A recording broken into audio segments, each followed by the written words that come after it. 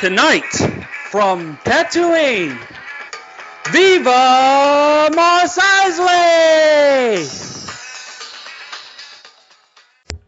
Hello, you're through to another episode of Viva Mos Eisley. I am your host, Andy, and with me are our three co-hosts. One is Lizzi Carte Dog.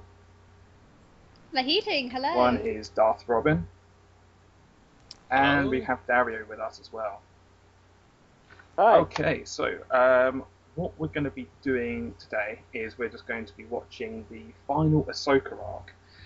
It's only going to be the first two episodes, so starting with Sabotage and then moving on to the Jedi Who Knew Too Much.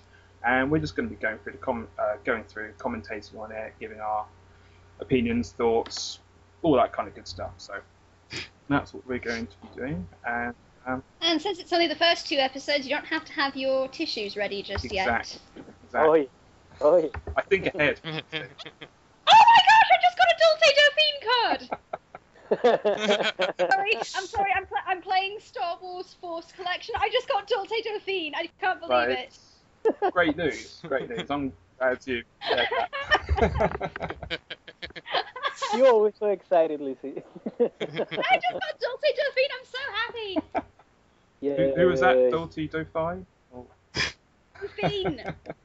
Okay, but before we start, what I did want to go through quick is we did get some good news about a week and a half ago in regards to Clone Wars bonus content. I just wanted to get sort of people's thoughts on that, sort of how they kind of think we're going to be getting that, all that kind of stuff. So I'm just going to read very quickly the update that Dave Filoni gave us. So I'm just going to get that up for myself in front of me.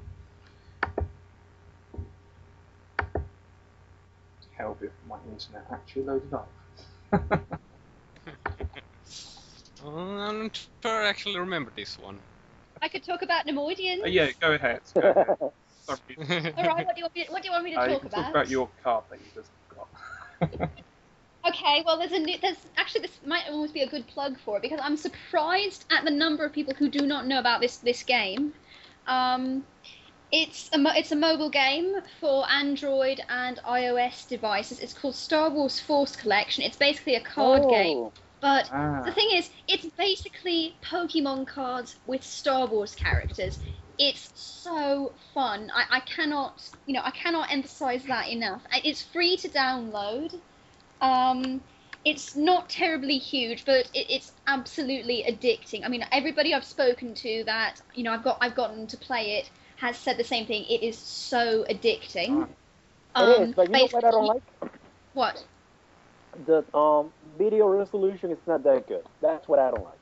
The resolution? Yeah. Really? What are you using?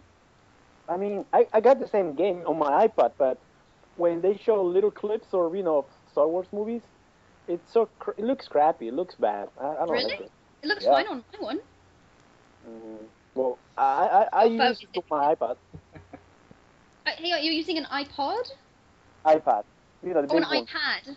Yeah, the iPad. Yeah. Oh, okay. Well, I'm actually using an iPhone, so it could actually be that the resolution is designed for smaller screens, like the iPhone.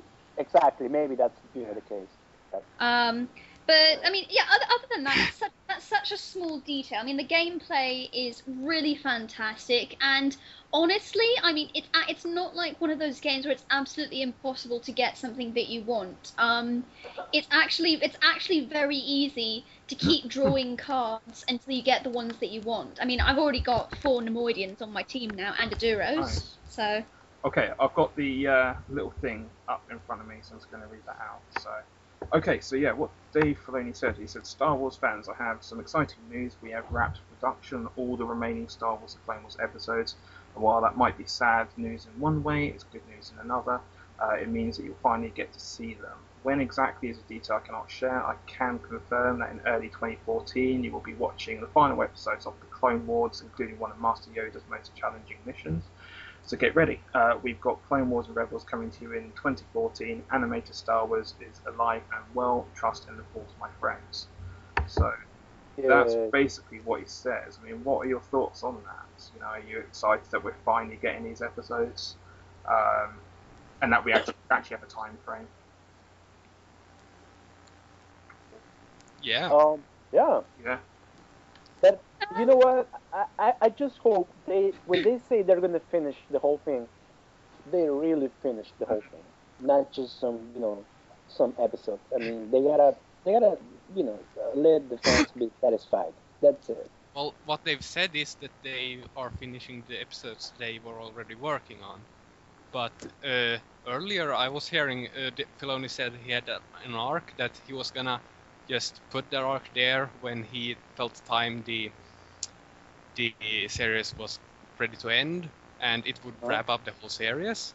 But now it sounds like that's not gonna happen. So I think it's just the episodes they were working on. That's bad. So what's the good news then? I don't see it.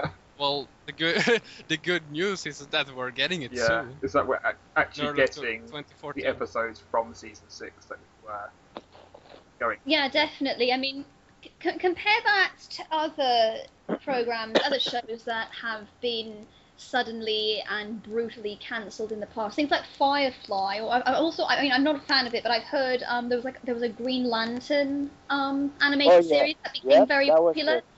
Both of those were cancelled and fans were just left dangling. Now, while it's, I mean, it's still not good that Clone Wars has come to such a horrible end. They're not leaving us hanging. They're giving us. It could. I mean, we've got at least I think 3 confirmed arcs, and for all we know, other things, other episodes, maybe standalone episodes that they haven't told us about that they're going to surprise us with. So we have probably the better half of a whole season, a whole nother season coming towards us. Yeah. So, I mean, an arc in Star Wars is usually 3 to 4 episodes. We've got 3 episodes, rather 3 arcs. That's a minimum of 9 episodes. Yeah.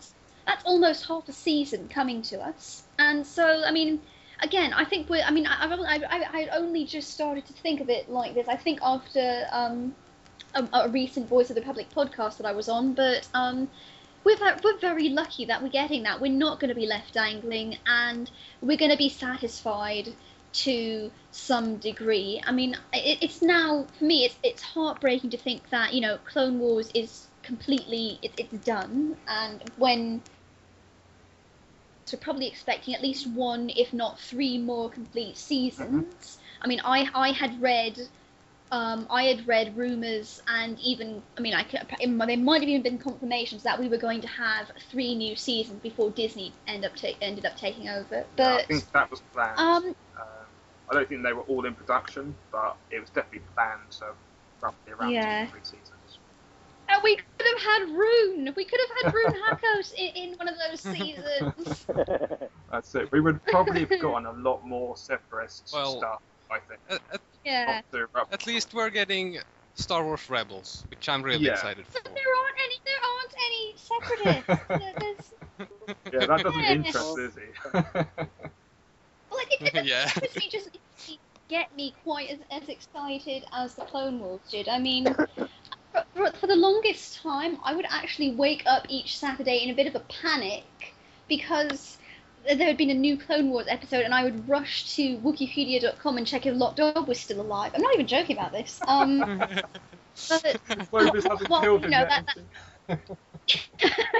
While my blood pressure is now safe, I'm going to miss doing that. Right. It's going to be. I mean, I agree with you. Now I've got some distance between when the Clone Wars was announced cancelled, and I've got some distance from that pain that I had. You can sort of look at it as most seasons will just stop and that's it. With Clone Wars, at least we did get that final Ahsoka arc, so that was probably the main question on people's minds as to what happened to Ahsoka. So at least we did get that somewhat answered. Yeah. There was a sort of finish to those episodes, and we're actually getting extra episodes. I mean, what series? I think that was a great ending to the season. Right, yeah, I mean, it was. When you look at season 5 as a whole, I mean, you get, even Asajj Ventress and Hondo and Naka, they sort of do get a kind of ending, because they've developed as characters. Like, Hondo's more on the side of good by what happened in the Youngling arc. Asajj Ventress has kind of become a bit of an anti-hero now, with the bounty hunter thing and everything she went through. So you kind of got endings to an extent, that even though there were more stories to tell with those characters, there was a certain satisfaction, I think. Yeah, that's true. And I think they were really smart to end, to end the series like this, because they answered. I don't know if you remember that part from the Clone Wars movie when Yoda tells Obi-Wan how difficult it's gonna be for Anakin to let go his Padawan, and that's Yeah. actually what happens. Yeah, yeah, definitely. Yeah, it comes full circle, and you can Yep. also almost see like Ahsoka leaving the Jedi like almost as a metaphor for the show leaving Cartoon Network. Oh yeah, Yep. yeah, Yep. absolutely. And I mean, and the tagline for the final episode, it said something like "Never lose hope" or something like that. I'm 100% convinced that was a message from Dave Filoni to the fans. Yeah, that's it. It was like never give up hope or something like that, or even in the And I mean, darkest times. yeah, I mean, because these sort of fortune cookie message thingies in that we've had in the past have usually just been like a lesson about the episode or something, encouraging. But that was in many ways sort of the most depressing sounding fortune that they've ever put on an episode. Yeah. And again, I'm convinced it was a message from Dave Filoni to the fans. He didn't want it to end any more than we did. I mean, he obviously had no choice over the matter, although some people seem to think he did. Disney! He still gets like messages like "Bring back Clone Wars." It's just like, what? why are you writing letters to Dave Filoni? But yeah, overall, I think it's great because I know that they are going to wrap up some things of the overall Star Wars story, such as there's going to be some Force Ghost stuff and the Psycho Diaz stuff and the Order 66 stuff and how that all works. I think overall there's going to be a lot of questions answered. It might not be questions specific to the Clone Wars, but it's going to be specific to Star Wars as a whole. So I think it's going to be good. So yeah. I bet Lot Dog's going to die during the Clovis arc. Yeah. But you know what, Lizzie? Yeah? Lizzie, this is really interesting to me. I mean, I don't know if you guys know. I'm pretty sure you guys know, but Jar Jar, for example, we know that Jar Jar is still alive when the Empire, it's it's there. But what happens to the Nemoidians? I mean, are they still alive? What are they doing now? A lot of the Nemoidians, rather than Nemoidians that weren't involved with the Trade Federation, they actually, a lot of them tried to pass themselves off as Duros because they were so ashamed of their species' history with the Trade Federation and the stigma that it carried. Yeah. So, I mean, that above anything else, if anybody was doubting about the Nemoidians themselves, I mean, that says a lot right there. This is a very, very proud species that has suddenly turned from its own culture and tried to embrace that of its nearest cousins, who, by the way, hate them. Yeah. So, Huh? I mean, a very, very small percentage of the Nemoidian population was involved with the Separatists and the Clone Wars and everything. The rest were just innocent bystanders, and they were the ones who paid the price at the end of the war. Yeah. Well, Oh, wow. I wouldn't be surprised if Nemoidians to an extent were in Rebels because they're certainly using prequel species because they're using a Utapawan as the son. I mean the. Yeah. No, I've actually got a picture saved from a comic of Nemoidians helping to command a rebel fleet, some rebel starships during a battle. I'll probably need to send you that picture or post it somewhere. It's a really cool picture, but if they incorporated that some way into Rebels, I mean, that would be fantastic. I mean, not only that, but there was also a Nemoidian pilot, a female Nemoidian pilot called Vale. Now, mind you, she was much later down the line with the New Republic, but it would be really cool to see if she had a base in, an original basis in the Rebels. Yeah, well, definitely. I mean, Rebels is. What a great way to redeem Nemoidians. Yeah, I mean, Rebels is definitely, gonna have.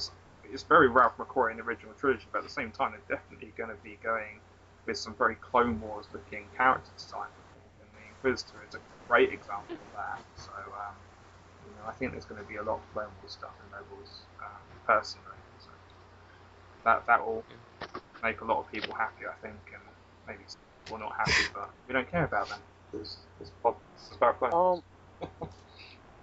I don't want to sound annoying, but I mean, some of you want.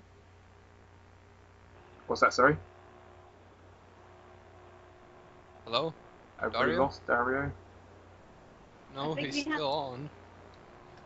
Hello, can you hear us? Dario, come in. Okay, now he's gone. Okay, I'll get him back. Okay, so we're back. Right. So yeah, shall we? I mean, basically, obviously, good news about the Clone Wars extra episodes coming early next year. Hopefully, really early next year, like December, like January 1st. No, not Yeah. January. Because I need to stop revising for university exams like on January 2nd. There you go. You've got a whole day just to blitz it. What? Oh, Yeah. thanks. Okay, so anyway, we're gonna get my words in order here. We're gonna get on with the first episode, Sabotage. I'm just gonna do a countdown in a moment. So when I get to one, I'll press play. However, you are watching this. So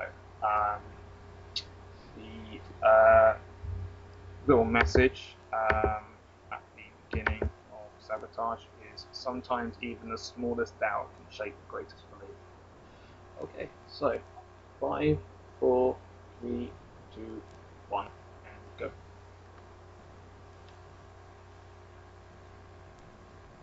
Okay, now we're on. Right. Yay. This is actually my favorite arc.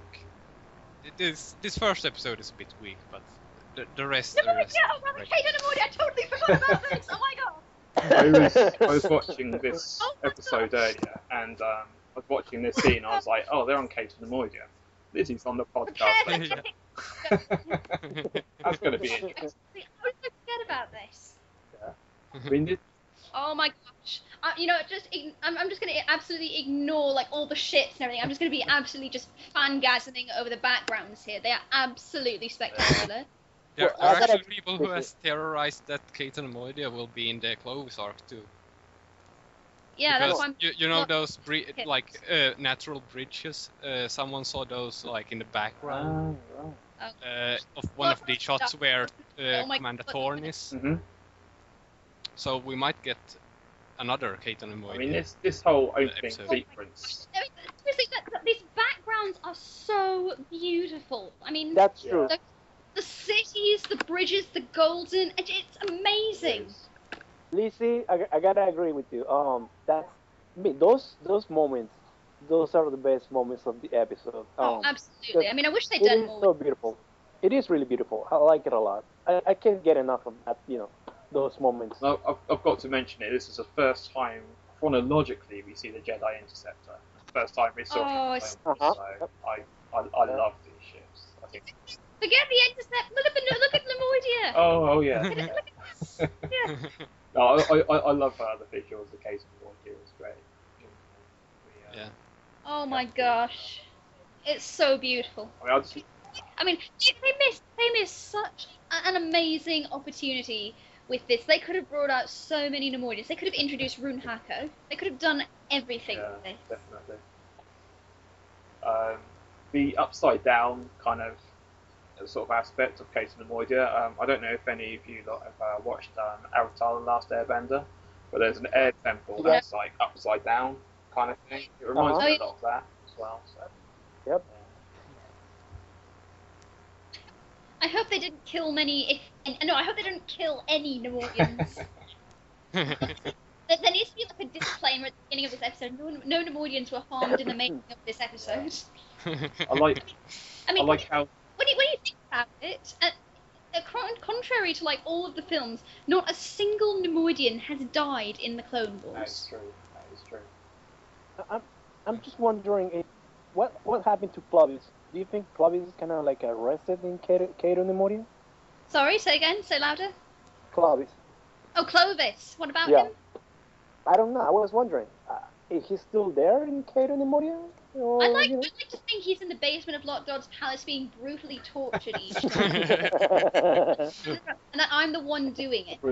I guess we're just gonna have to wait and find out. Right. Nobody points a blaster at Lot-Dod and lives. I like how this sequence is kind of the reverse of the opening sequence of Revenge of the Sith, where Obi-Wan gets into trouble in Episode 3, whereas this one is Anakin, you know. It's pretty cool. He learned from his mistakes. Yes. Oh yeah. Avoid those bastards. Was this the first time you saw the Buzz droids as well, or were the Buzz droids in the droid arc? I can't remember that. Yeah, the droid arc, when they attacked in the hangar. Yeah. R2 does that cool move where he creates a ring of fire. Yeah. Ring of fire. Fell down, down, down. I won't sing. No, don't do that. To be honest, I got that song in my head there as well. Oh, Johnny. Yeah. Oh my gosh, they're destroying a separatist ship. Why would they do that? Why would they? This is the bad guys. Yeah. Really? That's our world. It belongs to us. Why is the Republic there? Why do they even want it? And I've got to mention the Yoda rig as well. The new Yoda model just looks absolutely amazing. Love it. Yeah. Can't wait to see it in Great action in improvements. the Yoda arc.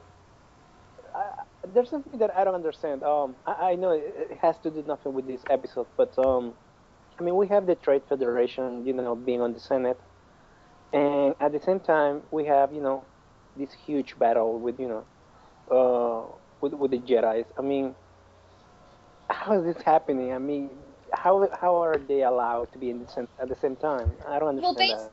Lot-Dod has so much power and influence within the Republic Senate. I mean, basically, everyone in their command knew that the Trade Federation were traitors, that Lot-Dod was a traitor, but they can't do anything about it because the Trade Federation is just too powerful. He has too many allies, he has too much wealth, too much investment with the Republic that, no one can do anything, despite the fact that everyone knows everything. Mm-hmm. Yeah, just watch the episode Spare of Influence, I think it's called. Yes, very Yeah. They have pretty strong evidence that the Nemoidians were behind everything in that episode. Exactly. They're still can't do anything. Bail Organa brings it up, and he's like, they're too chummy with the Trade Federation. Basically, but the Trade Federation are kind of like, imagine like the banks, in the real world. They got so much money and influence, they're basically kind of funding both sides. Okay, yeah, they play two sides. I've got a fact file here that actually explains it. I will read that to you. Hold on. But also imagine like certain companies in America and other countries as well, but America as an example. Where during a war they will fund both sides. Oh yeah. And that Trade Federation. Okay, here we go. Right. If Lot-Dod were to inform members of the Galactic Senate that stars were hot, it was likely that said members of the Senate would be forced to check for themselves rather than take the Nemoidians' word on the matter. Even before he was selected as a representative for the Trade Federation, Lot-Dod had a thoroughly deserved reputation as an expert legal counsel, able to easily warp procedure and the letter of the law to suit himself and the Trade Federation. His knowledge of both galactic and Federation legislation, not to mention the laws of a staggering number of other worlds and trading partners, could not be underestimated. Dodd's ability to state thoroughly, logically, skillfully, and passionately, that black was in fact white could confuse and convince almost anyone. Add this to the fact that he was backed by one of the most powerful and wealthy organizations the galaxy had ever seen, and you have an idea of why Senator Lot-Dod became so influential in the closing years of the Old Republic. Hold on. As representative of the Trade Federation, one of Lot-Dod's first great battles was against the taxation of trade routes. The Federation had been under attack from a group called the Nebula Front. Dodd appealed to the Senate for assistance, and the Federation were technically not able to equip their ships with weapons capable of dealing with the pirates. Unwilling to grant the Federation power that fully arming them would give, Chancellor Valorum proposed that the so-called free trade zones the Trade Federation represented in the Senate join the Republic. The additional taxes would allow the Republic to fund forces that could defeat the pilots. Needless to say, this was not to Senator Dodd's liking. Oh, hang on. Now that's all sort of background information. Hold on. Really? Yeah, the Clone Wars. The Clone Wars. Senator Lott Dodd continued to represent the Trade Federation with skill and vigor. Oh my! Defending it expertly despite numerous clear violations of galactic law. Even when hospitalized due to a speeder accident, Dodd successfully defended the Federation from his hospital bed when they were caught providing weapons to Aquilish separatists and the Trade Federation. You need a moment alone.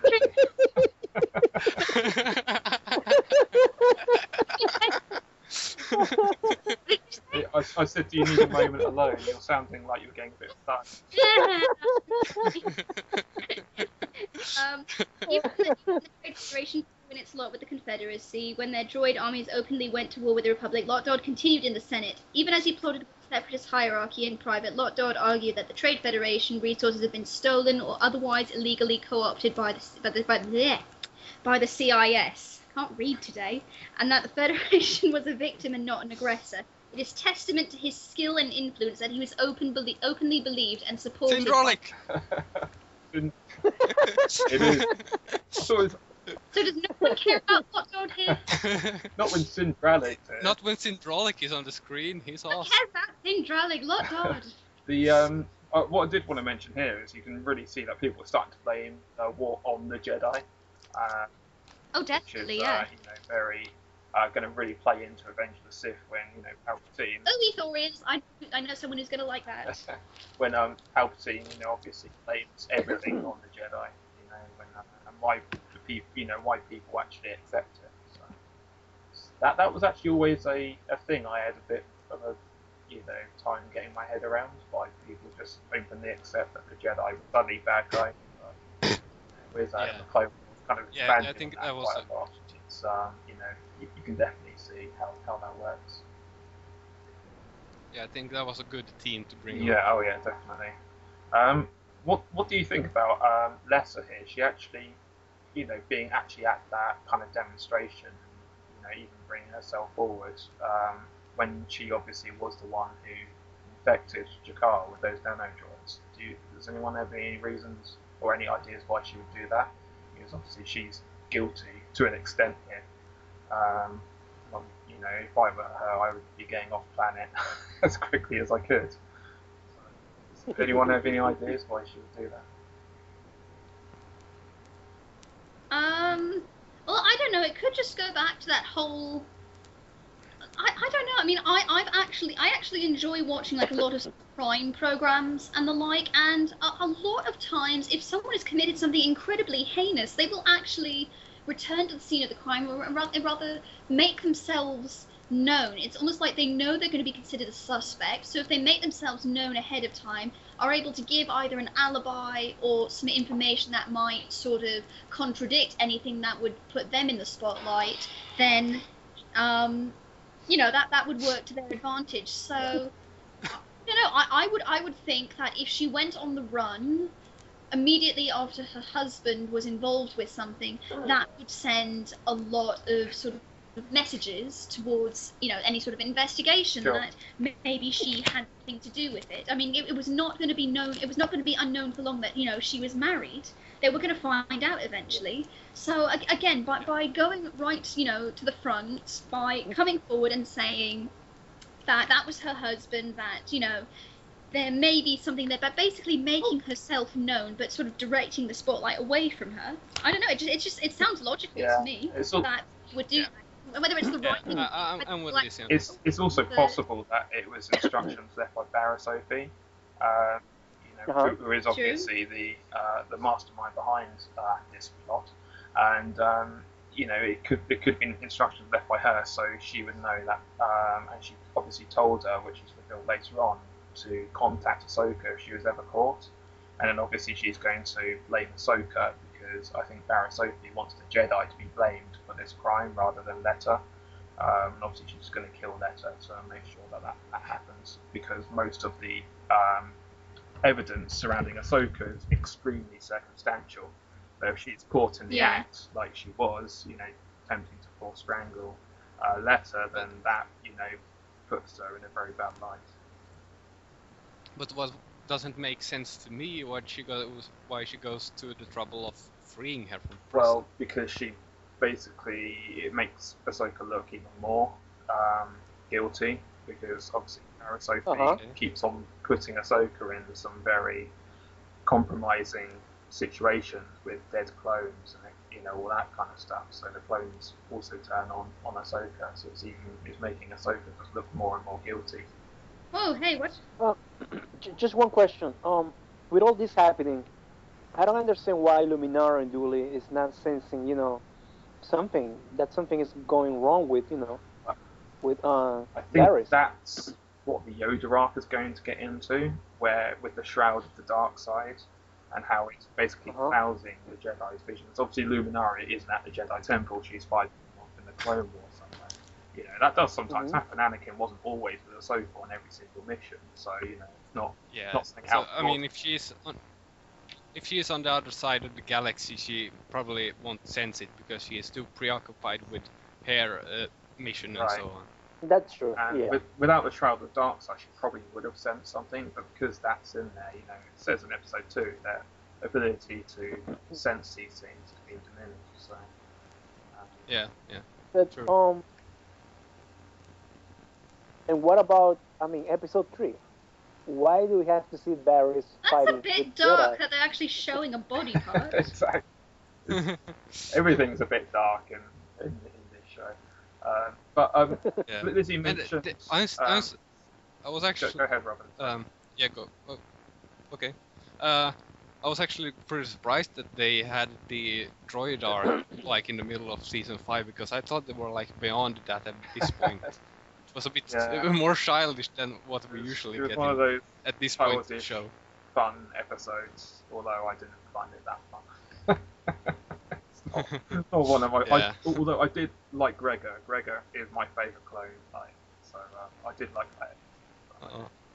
I think that's like one of the worst arcs of the series. It's just one of those pointless arcs, except. I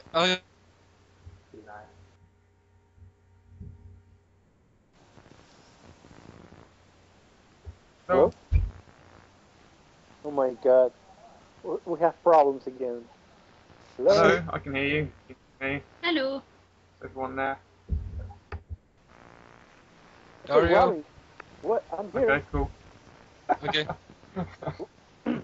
Robin. Yeah? How dare you? How can you say that arc was bad? It wasn't bad at all. Yeah. But, some people liked it, and I'm as a very huge fan of the prequels. I completely understand when people hate on those. Can I just say that the music in this part is absolutely outstanding? Oh yeah. It's just so atmospheric. It's amazing. But if people like it, then like it. I'm not going to be like, oh, you shouldn't like that. It's terrible. How could you like that? But those are just my personal feelings. That's true, yeah. The last episode is okay. I kind of really enjoyed that one, but the other ones, there's nothing really interesting happening. It's just childish jokes. Aren't really that what funny I will anyway. say is I did really enjoy the characters. Like I really like Gregor, and I really like. Yeah, I really liked Gaston, and Gregor. I guess he's fine. I thought those characters were really solid. So. It's not I thought Cutler Quain was that story was a much better version of the Deserter story. Right, yeah. I guess this one's more amnesia, but I get maybe. Amnesia? What? Yeah. Well, yeah. Amnesia: The Dark Descent? What? No. Oh, that's a shame. I still want to see an Amnesia Star Wars crossover. They had an Amnesia Nemoidian crossover. When I first watched this episode, when the sort of the clone symbol with the X through it comes up just a moment ago, and I thought that was a bomb and that Ahsoka was about to get blown up. Yeah. So I was like, this is the last Ahsoka arc as far as we know. So I was like, oh, something might happen.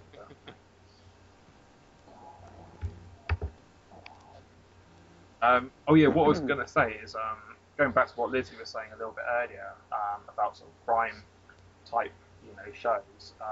The droid Russo, I believe, is actually based on the main character from CSI Miami.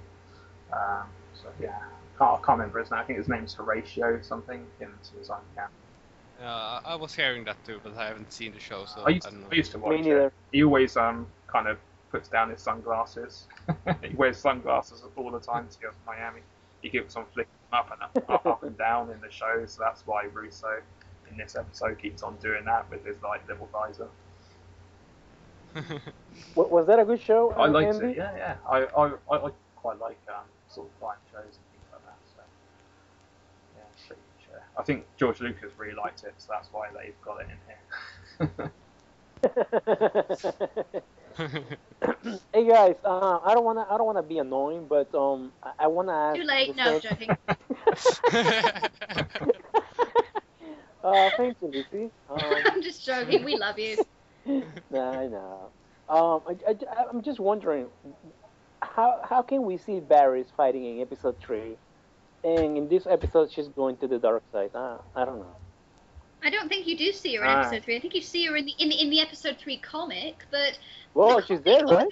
the comic already strays a lot from the canon anyway. I mean, I actually have it. Some of the costumes are wrong, some of the lines are wrong, some of the events are wrong. So I don't know if we can necessarily trust the comic as a canon source. Revenge of the Sith is not. Baron Sophie is not in Revenge of the Sith at all. So. She's not, but like Lizzie said, she's in the comic, so it's kind of like a contradiction. I don't know. Yeah, but I No, mean, there's tons of the contradictions. comic, I don't think that's canon. Yeah, you can't. That's just what I said. They also, I think they also have a other death for Quinlan Was. Yes, Than was in the Republic it's in the comics. it's Yeah. on the deleted scenes on the Blu-ray as well. Yep. So yeah, there's all things like that. But the comics carried on Quinlan Voss's story because it was not in the movie, not in the finished movies. Yeah. So I don't think that comic has like any implication on Star Wars. Yeah, I mean, if you think that's a contradiction, just wait till the sequel films. yeah, and the what are they called, Curse and Knights novels, which had like what's his name, Even Peel in them. Yep. Classic Even Peel. Yep. So there's a lot of that, and we just have to accept that whatever happens in the Clone Wars is more canon than anything else, except the movies. Oh, well. That's it. That's true. But yeah, we're nearing. What I did really like about this episode was, I think you did sort of mention it earlier, was that the music, it just sounds so much fuller and deeper and just more surroundings. Obviously, I think they went to actually record the music live for these episodes, the Ahsoka episodes. So it just sounds amazing. The music's just incredible. Yep. I really wish they would release a soundtrack for Clone Wars, especially like the later seasons. I kind of liked season 1 and 2's music as well. It was kind of techno. Oh yeah, that's true. I've been going through all the episodes chronologically. I've got the box set now. I was just listening. You know what, Andy? All, like electro. That's true, Andy, because I remember watching this episode when Ahsoka and Anakin were trying to to surprise Grievous, and that was for season 1. Oh, no, season 2, I guess. And all of a sudden they were playing this like techno music, and I was like, what the hell? I know. Yeah, I remember that from one of the trailers for season 2. Yeah, too. I mean, season 2 had some great trailers, but one of them there's like some really techno I know. music. I think the episode I watched previously to that was Ambush, which was very John Williams. You had Yoda music and all that kind of stuff in there. And then suddenly I'm getting all this kind of techno music going on. You know what's funny? I remember when I was buying this episode from iTunes.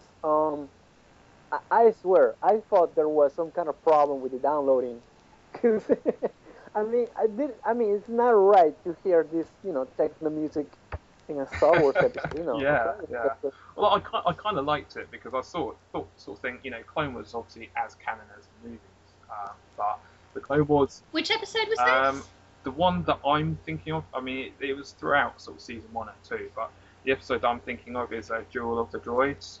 There was lots of kind of techno electro. Oh, alright. Oh, It's been a while since I've seen that one. It's the one with R2D2, and Goldie. Goldie, the free astromech droid.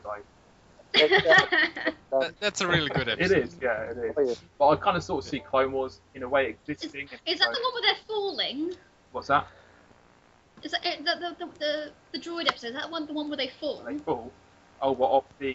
They drop out of a ship and fall like onto this they thing. jump off the Twilight. Yeah, that's it. Exactly. Yeah, that was a really cool scene. That actually reminded me a lot of the scene at the. I mean, if anybody's played this, the scene at the wedding in Final Fantasy X, where and again, spoiler if anybody hasn't played it, but they sort of crash the wedding of Yuna and Seymour, and they sort of like attach chains to the area and they slide down on the chains. It's like completely physically like impossible, but it's really, really cool. Right. So I assume everyone's finished that episode now, are they?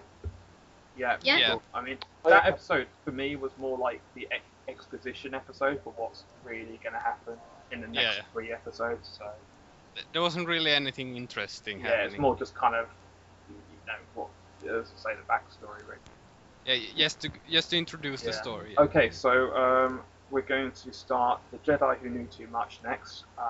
Going to do the countdown. Which I think this is the most rewatchable episode of the arc. Yeah, it's. Because you can just see this how many times. You know why? I think I know why. Because the visuals for that episode are just stunning. Oh, yeah. The shot. And it's also very fast-paced. Let's watch it.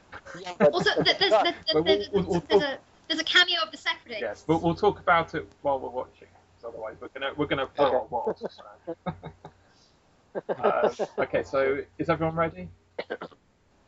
Yeah, okay. I'm ready. Do the countdown now. So press play when I reach 0. So that's 5, 4, 3, 2, 1, 0.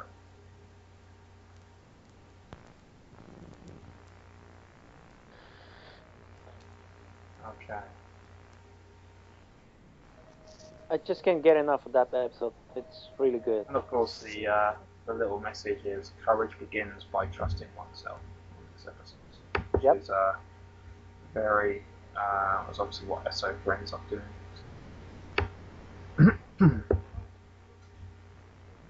Am I the only one who's really a huge fan of the Jedi vehicle? I don't remember the name now. This small vehicle that travels on Coruscant, red and white. Mini Enterprise. Oh. I mean, what's the name? It's red and white. You can see a lot of this. I don't know the name, but I know what you're talking about. It's a little Enterprise, isn't that? It's the Star Trek ship. Oh, the first time that I saw that vehicle, I had to buy the toy. That's it.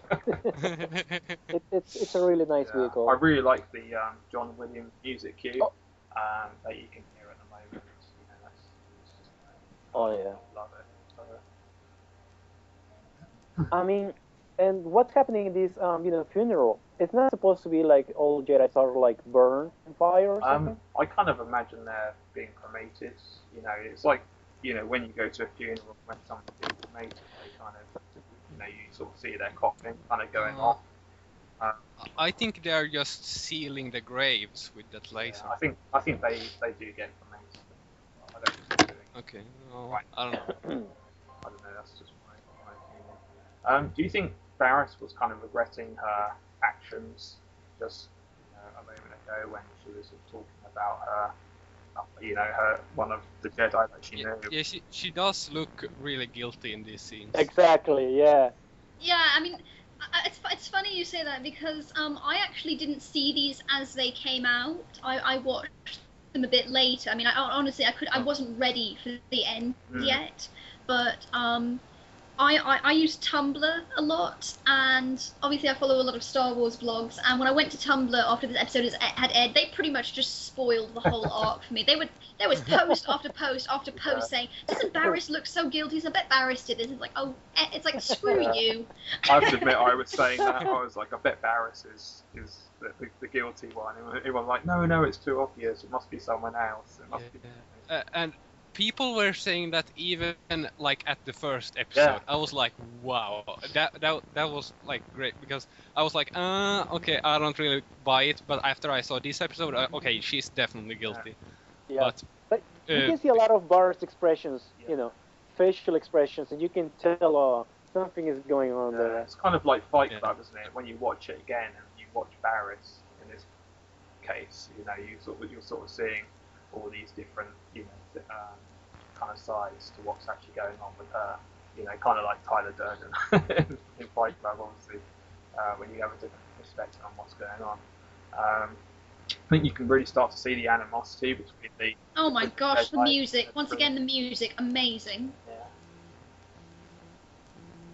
I'm just wondering, if Barriss, she goes to the dark side. Anakin went to the dark side too, but at least Anakin, when he was about to go to the dark side, you can see Anakin being concerned and like oh, I have to do this or not. But Barriss in this one, she doesn't care about anybody. She's like, okay, fine, we gotta destroy the Jedi. Like You don't know what's been going on with her, I suppose, but she does look like she's regretting things in these scenes now, while Ahsoka and Barriss are talking to each other and things like that. Obviously, when push comes to shove, she'll do what she has to do, like Anakin does in Episode 3. But Barriss and Ahsoka were like a really good friends, or.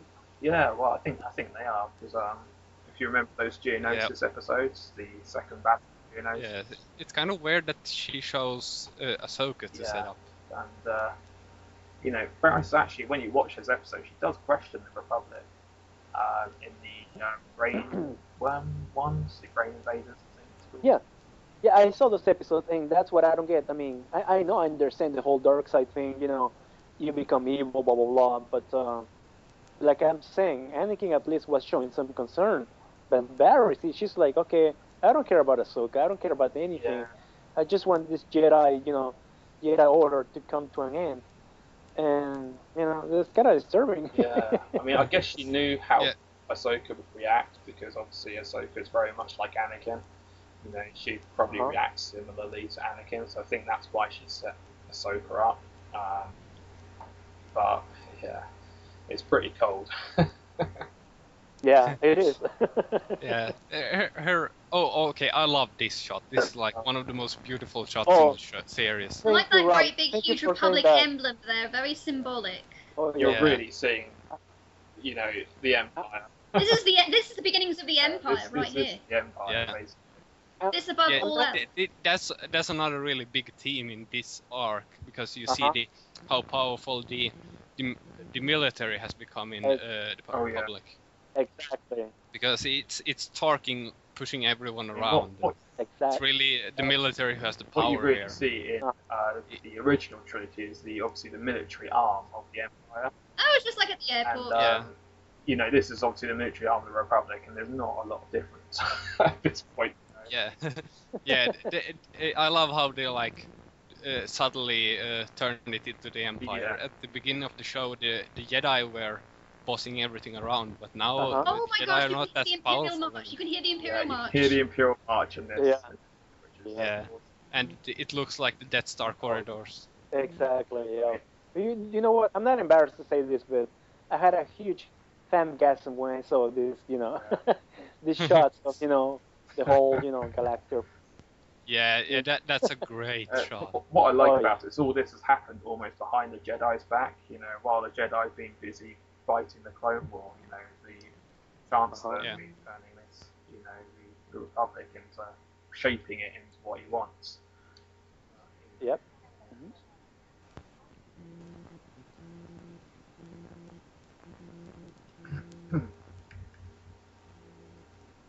And this cell too, exact same cell that. What I was Leia. saying, oh yeah, I mean, what I was saying earlier is you can really see the animosity between the Jedi and the military to an extent, especially with people like Tarkin as well. You know, he doesn't care about the Jedi and what they think at all. You know, he's just but they're almost splitting up into two separate things. Even though technically the Jedi are still in charge of the military.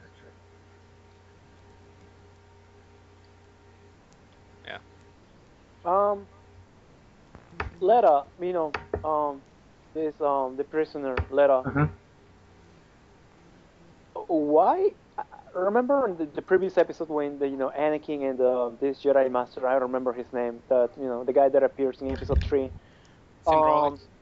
Exactly, yeah. Letta, she's like, okay, where's my husband? Blah blah blah. If she knew the whole thing. Separatist cameo. Separatist cameo.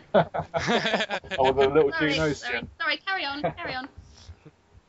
If she knew the whole thing, what's going on? Why bothering?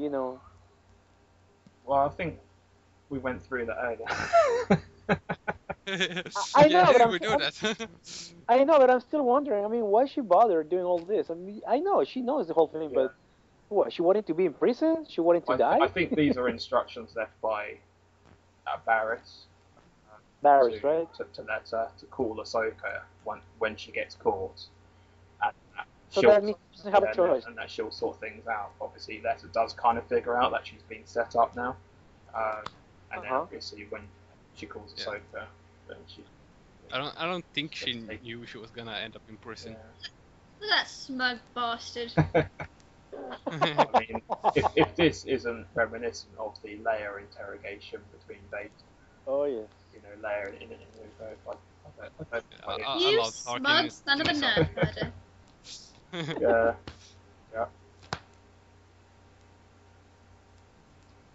Love Tarkin in this arc. Yeah, he's great. He's absolutely amazing.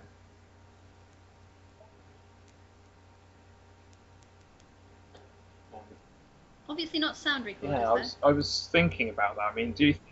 Oh, he just said the sound isn't working. Do you think Palpatine or Tarkin did something to the sound on purpose? Bastard. I think there might have been like Barris who fiddled with the sound. That's possible, yeah. But it still works out for Palpatine, doesn't it? So it gets Ahsoka away from Anakin.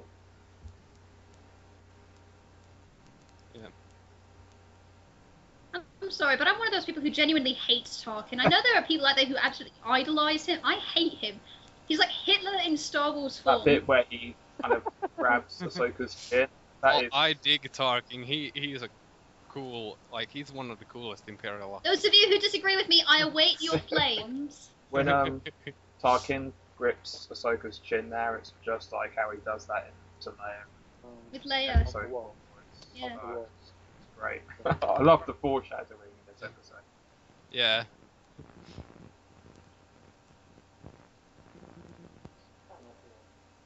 Charming to the last. I kind of get the feeling that Anakin is tempted to kill every single clone in that phase to get to Ahsoka there.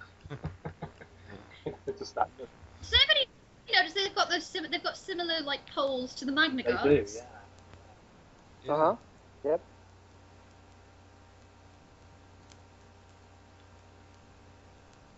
And I know that there's like a glaring question with this. Where is the fresher in these cells? And everyone's wondering. You can't escape that. Yeah. So this is where Barrett starts to really make sure Ahsoka gets the blame. Yeah. For all this. Does somebody know how old Ahsoka is in this episode? How old is she? 16, I think. I think she might be 15. I think she's 16. I'm pretty sure she's like 14 in the first couple of seasons. Yeah, she's 14 in the movie. I know that. I think she's 16. Yeah, she is 16. Are you serious? Yeah, what? Yeah. I think this is about a year before Revenge of the Sith. So, she's about 16. What did you think she was, Dario? I Oh think it was like gosh. what, 20 something or something. I don't know. How old? Like 29, 20 something. You know, late Oh. 20s. No. She was really young when Really? You thought that she was in her 20s when she was introduced? Oh my gosh, they have those droids on the they Death do, Star. they are the And Death she Star she droids. was she was saying things like Sky Guy and Stinky and Grumpy and Oh, Grumpy, you like that? Those the blast and doors. That's the blast doors. Slimy and so on. Yeah, really? You thought she was in her 20s? No. I didn't say that. I mean, now in these episodes, in this arc, I Yeah, thought but she you got... you know, right, that the war only went on for 3 or 4 years. 3 years. Okay, fine. Okay. So you gotta like use some logic. Fine. I'm sorry. By the way, the only grumpy guy here is you. I think she called Grievous that. Oh yeah. She called Grievous grumpy? Yeah, she did in Duel of the Droids. She did, yeah. Oh my gosh. She was. Look, I wouldn't even call him grumpy, and I'm a separatist. Grievous is pretty grumpy, to be fair. Yeah, he is. Yeah. Don't say Yeah, that, but You've got to give her that. yeah, I'll definitely give him that. In fact, I actually found out last year that he crushed Nemoidian skulls for no reason, and because of that, my Grievous collection was banished to the cupboard of shame.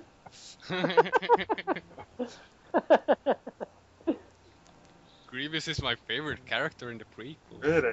I wonder what.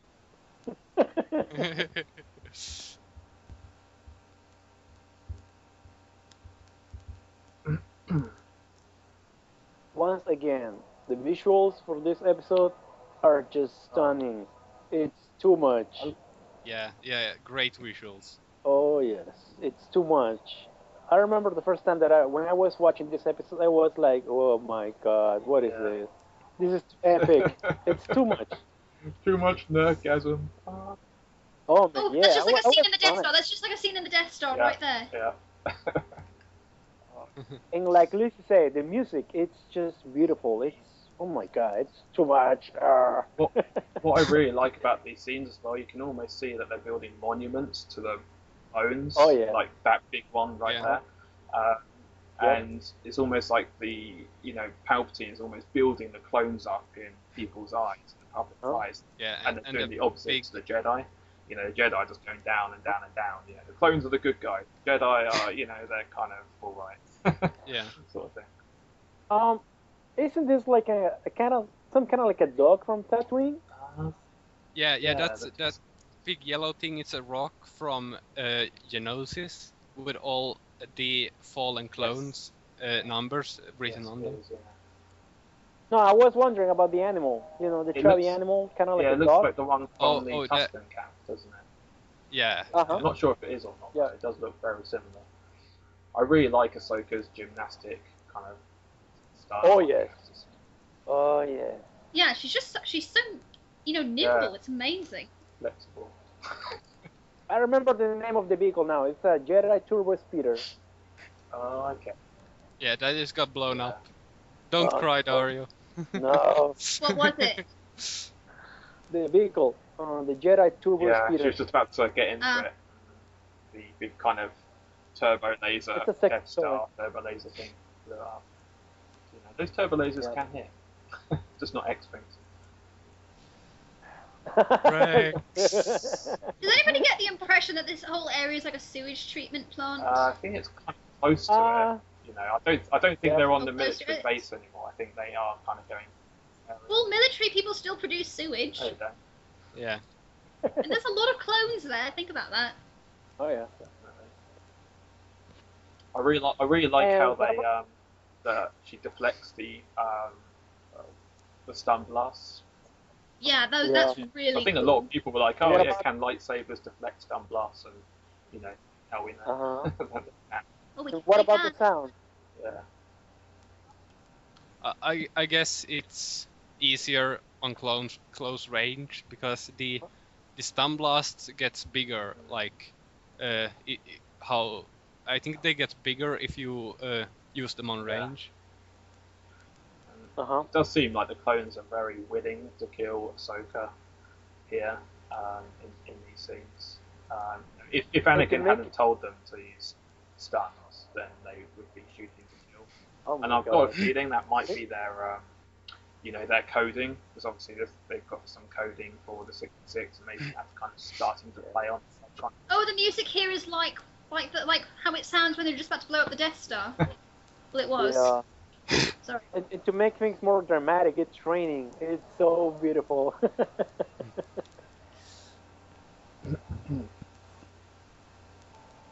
And Anakin did mention a minute ago, he mentioned Apo. Zappo must be in one of those gunships, and he was the guy who led the clones on the attacking of the Jedi Temple in Episode 3. So, actually, I think that guy there is Oddball, which Oddball. Which we were talking about on the podcast that we didn't record. That he's like the guy who's always like turns up, and he never really gets much screen time. He doesn't seem to turn up. He's just making his canon. But I think it's kind of weird that he's in this episode because Obi-Wan is away on a mission, and he's like supposed to be part of Obi-Wan's Legion. So why isn't he with Obi-Wan? Yeah. That's exactly. I was wondering the same. I think Oddball just turns up in random battalions. Just kind of turns up every now and again. He has a yellow armor, so he should be with Obi-Wan. Now, I read that this whole chase through the pipes was actually based on that in The Fugitive. Yeah, exactly.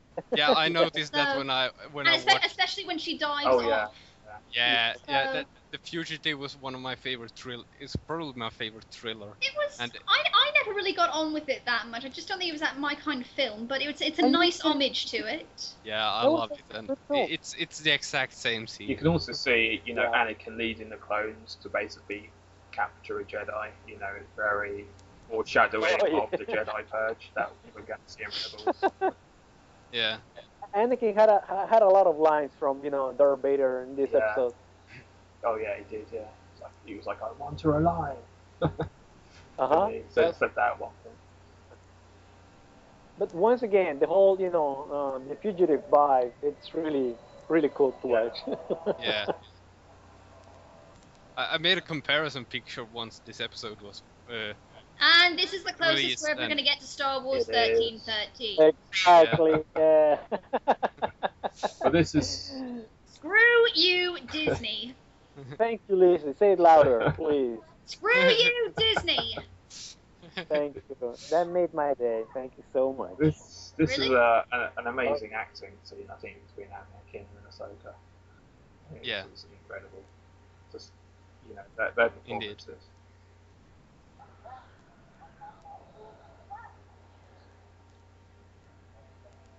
You can kind of see just a moment ago when Anakin was following her through the pipes that Anakin was sensing her through the Force, kind of like how Vader senses Obi-Wan through the Force and finds him on the Death Star. Yep.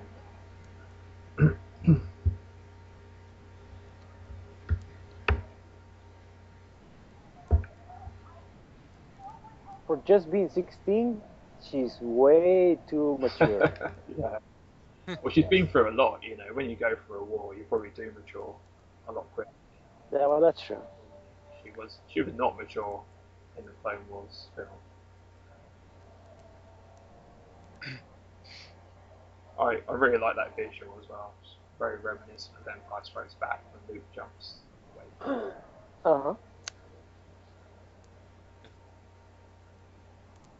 I don't know, guys. If you ever wondered if Ahsoka had something with Anakin, I'm not saying you mean now, but let's just say if the show never got canceled. I mean, can you picture something like that? What's that? Sorry. If Ahsoka was having something with Anakin, Having something. I mean, if they were about to have something like feelings for each other. Oh, right. I think No, I don't think. I don't see that ever happening. I mean, Yeah, I actually cannot stand all these Ahsoka Anakin pairings out there. First of all, he's married to Padme. He becomes Darth Vader with bloody Padme. Yeah. But second of all, I think, I mean, I have no doubt in my mind that he loves Ahsoka, but not romantically. I think he sees her as a daughter, or a little sister, or a niece, but something more familial. I mean, you can see in every episode he loves her, but like family, not like I think a he lover. sees her like a sister. You know, I don't think there's anything romantic between that. Oh, well. So yeah, I don't think that would ever happen. And I think Ahsoka's kind of obviously, you know, that kind of thing's forbidden for a Jedi. Obviously, Anakin's broken that, but I don't think Ahsoka would. Uh-huh. There's like zero chemistry between them. I cannot understand people who think that they're like in love or something. I don't understand Well, it. there's a lot of chemistry between them, but just not in that. Not like romantic Yeah, chemistry. not romantic chemistry. The worst ones I've seen are between Anakin and Obi-Wan. I'm just like, why? That's awful. Yeah, I will say that's that just the one- rule of fandom. There's gonna be That one pairings I about believe more than Anakin every does. character that would never. I mean, I've even seen Anakin, Ahsoka, and Obi-Wan. It's just like, Yeah, so have I. Oh, that would be terrible. That would be really messed up. That's No. why fan fiction was invented. yeah, it's Oh. crazy stuff. Okay, now I don't want to hear anything, but Newt Gunray Runehako, I believe I've actually found canon evidence that would actually suggest that it's true, or at least. Oh my you know, but that's discussion for another Yeah, time. that's discussion for another time. I'm sure we can have a big Nemoidian discussion after we see the Clovis arc, which Oh my I God. believe will be set Lizzie on would case. be heaven if that happens. Lizzie. But what if Lot Dog dies? I mean, Then it'll be a very long I'm discussion. going to go into like a period of mourning. I know it. Oh my God. Lizzie, you will be in heaven if something like that happens, right? I would be what? No, a podcast only about Nemorians. If something like that happens. Yes, yes. Oh, yes. Totally fangasm Oh, for you, yeah. Lizzie. Sorry? Totally fangasm for you. Oh, yes. I do want to know what happened to Clovis. You know, did Lot Dodds capture? Me too. He was brutally and horribly tortured. And I was the one torturing Lot Dodds him. did try and poison Padme. You know, just to be fair. Yes, but that was a relatively quick death. I think he would want to draw it out with Clovis a bit more. You know, make him suffer. Yeah, maybe. I know I would. That's very true. Yeah. Andy, there's some video clips on YouTube with Clovis. I know there's an arc for Clovis, but I don't know if I'm wrong. It's like 3 episodes only for Clovis? 3. Why? Yeah, it was 3 It was- episodes. They Why? released the episode list like before they changed around the episode numbers. Yeah. It was gonna be after the Onderon arc, and they released the names. It was just 3 episodes. Yeah. But isn't that a bit too much only for Clovis? I understand there's gonna be like I wish it would have been 4 episodes. I mean, the Droid arc got 4 episodes. Why doesn't the Clovis I arc don't get 4? think from what I've seen, it's going to be a story like it was before with Clovis. You know, I can see there's going to be clones involved. The Separatists are going to be involved. It's going to be a much bigger if it's story. gonna be Embo's something gonna be political and epic, okay, I'm fine. But if it's gonna be something like a love triangle between Clovis, Anakin, and Padme, I mean, I'm not interested. I like all that a lot. I think that's going to be But, part of it, but only in terms that, you know, it's going to show Anakin's jealousy, and obviously that adds to his thing with We were seeing him force choking in the trailer. But I think it's going to be much. I mean, you got like Embo chasing them, and it's like they're going to run. The clones are involved. The Separatists are going to be involved. So I think it's going to be a much bigger Clone Wars story rather than something which was kind of existing. We were seeing aerial dogfights in the trailer that we haven't seen yet. So yeah, you know, I think even calling it a Clovis arc is kind of doing that story a little bit of disservice from what I've seen. What I'm seeing. So. Yeah. You guys think that clip that it's on YouTube with Yoda leaving, you know, the hospital, something like that, with Anakin helping him, has to do something with this Clovis arc? No, I think that's something totally different. That is some people are saying that it might be part of the arc with Sabotage, where Oh, yeah, you yeah, know yeah, the yeah, clip yeah. where Plo Koon finds the lightsaber in the Uh-huh. The sandstorm. Clovis arc was a season 5 arc, whereas the Yoda arc is a season 6 arc, so they're definitely different stories. I know that for sure. Yeah. And I believe the writer of the Plo Koon scene did confirm that that is the same story as the Yoda story. Oh, okay. You know, that's definitely the same thing. Yeah, that looks like a really exciting Oh arc yeah, too. yeah, especially that Sith Oh, yeah. temple as Yeah. well. Looks like they're going to Korriban. Yeah. I mean, I'm just. With Mark Hamill, like he's the voice actor of voice Oh yeah, actors. if Mark Hamill So, is yeah. playing, Darth Plagueis or Darth Bane or whoever ends up being Iron, I don't know how I'm going to be able to deal with that. Yeah. It's going to be Yeah, too I think much. all the from what I've seen of the unreleased episodes seems really exciting. Yeah. Oh yeah, Oh, yes. definitely. And the clone arc looks great as well. Does anyone have any sort of final thoughts on those episodes of what they thought? Just anyone chime in now if you have any final thoughts. Get your tissues ready for the next 2 episodes. Definitely. Yeah. Well, just as far as those 2 episodes go, I think they're both incredible. The first one's a bit more sort of exposition, as I think we mentioned, and the second one is just I could watch that a billion times. Just Exactly, visuals, and the music, No idea. the tone of it as well is a tone that I think we'll be seeing in some aspects of Rebels.